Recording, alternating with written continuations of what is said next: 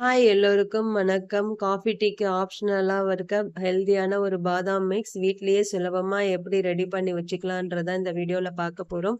இது சூடான பால், நல்ல குளிர்ச்சியான பால்ல கூட கலந்து குடிக்கலாம். சுவையா இருக்குங்க. வீட்லயே ரெடி பண்ணி வச்சுக்கிட்டா சட்டுன்னு பால்ல கலந்து குடிச்சிடலாம். ரொம்ப சுலபமா இருக்கும். இது ஸ்டோர் பண்ணி கூட வச்சுக்கலாங்க. வாங்க இப்ப எப்படி செய்றதுன்னு பார்க்கலாம். இத செய்யறதுக்கு நான் 1 கப் அளவுக்கு பாதாம் எடுத்திருக்கேன். இது அடுப்ப லோ ஃப்ளேம்லயே வச்சுட்டு நல்லா வறுத்துக்கோங்க. இது ஓரளவுக்கு வறுபட்டதும், இது கூடவே நான் ஒரு 10 முந்திரி போல சேர்த்துக்கிறேன். இது வந்து ஆப்ஷனல் தான். நீங்க வேண்டான்னா ஸ்கிப் பண்ணிடலாம்.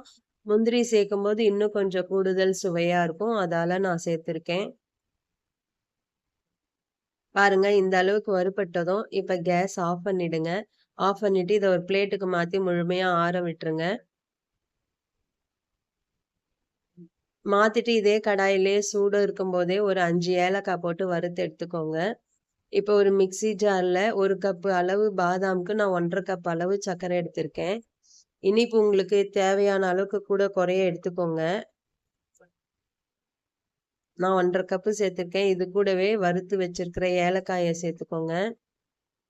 ஒரு 1/2 டீஸ்பூன் அளவுக்கு மஞ்சள் தூள் சேர்த்துக்கோங்க.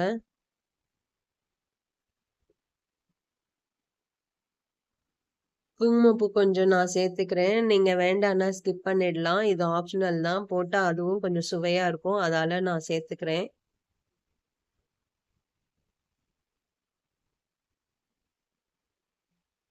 இது எல்லாத்தையும் ஒண்ணா சேர்த்துட்டு நல்லா ஃபைன் பவுடரா அரைச்சு எடுத்துட்டு வந்துடலாம்.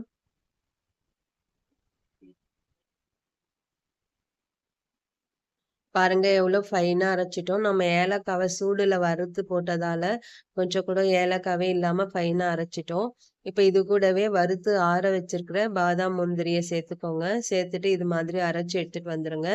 இது வந்து ஃபைன் பவுடரா அரைக்காதீங்க. கொஞ்சம் கொர கொரப்பா அரைச்சா தான் நமக்கு பால்ல கலந்து குடிக்கும்போது சுவையா இருக்கும். இப்போ ஒரு கப்ல சூடான பால் எடுத்துக்கோங்க.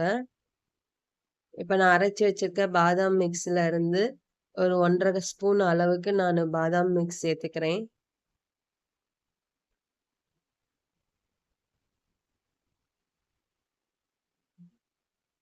அவ்வளோதாங்க சுவையான பாதாம் மிக்ஸ் ரெடி ஆயிடுச்சு.